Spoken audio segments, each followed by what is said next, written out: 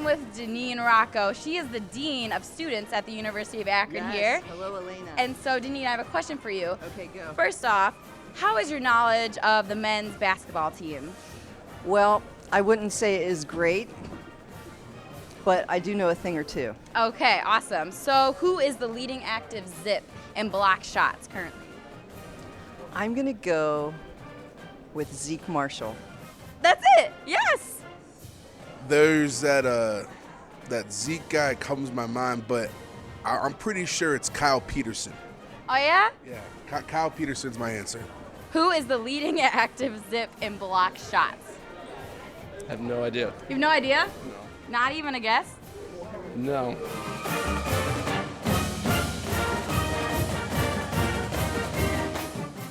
Welcome back into the Sports Report. And with all 94 feet of the floor covered on the men's side of things, I think it's time to flip it over to the Lady Zips. And while the women haven't duplicated the men's success this season, they certainly have a crew of young talent. I don't think there's any doubt about that. But would their talent be enough to stop MAC leading Bowling Green when the Falcons enter the jar on Saturday afternoon? Zips fans tried to instill some fear in the Mid-American Conference leader Bowling Green Falcons Saturday afternoon. Akron came in hot looking for their fourth straight win. Casey Castle led the way offensively for the Lady Zips with 13 points in the first half alone. BG would go on a 6-0 run at the end of the first half to enter the break tied with Akron at 28. An 11-6 run by the Falcons in the second half gave them a 39-34 lead. But a Taylor Rupert 3 helped cut the Falcon lead. Jessica Slagle and Danielle Havel ended up in the double digits for BG with 15 and 10 points respectively.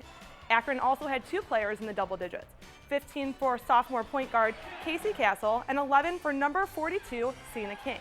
A game-tying 3-point attempt by Tyesha Stubbs failed to go in, and BGSU walked away with the 60-55 win, halting the Zips' winning streak.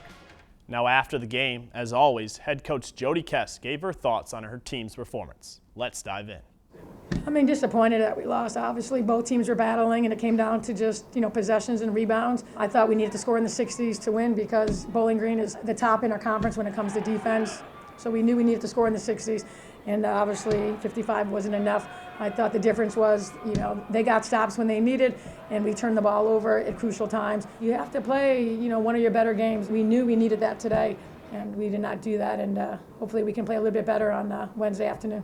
To keep up to date with all the Zips scores and news, make sure to follow us on Twitter and tweet us throughout the week with your thoughts and opinions. Now it's getting closer to March, which means closer to conference tournament time and a lot of MAC matchups from here on out. For the who's, the what's, and so on, we travel over to D to fill us in with the Lady Zips' upcoming schedule. Back on the Zips update portion of the show, and that's time to give you a pair of games ahead this week for Jody Kess and company. And the first MAC East matchup, the Zips will head to Oxford to take on the Miami Redhawks on Wednesday. Now, Miami has had an impressive season, potentially eclipsing the 20-win mark for the first time since the 07-08 season. Courtney Osborne has been one of the most impressive players in the MAC this season, averaging almost 19 points a game and dishing over 5 assists. The Zips will have their hands full with Osborne and the Redhawks on Wednesday. The travel on Saturday afternoon will be much shorter for UA as they head to Kent for another matchup in the Wagon Wheel Challenge. The Zips edged out the Flashes 68-62 in their first matchup on January 14th. KSU has struggled this season, only picking up 1 win out of conference. But in the rivalry, who knows what might happen.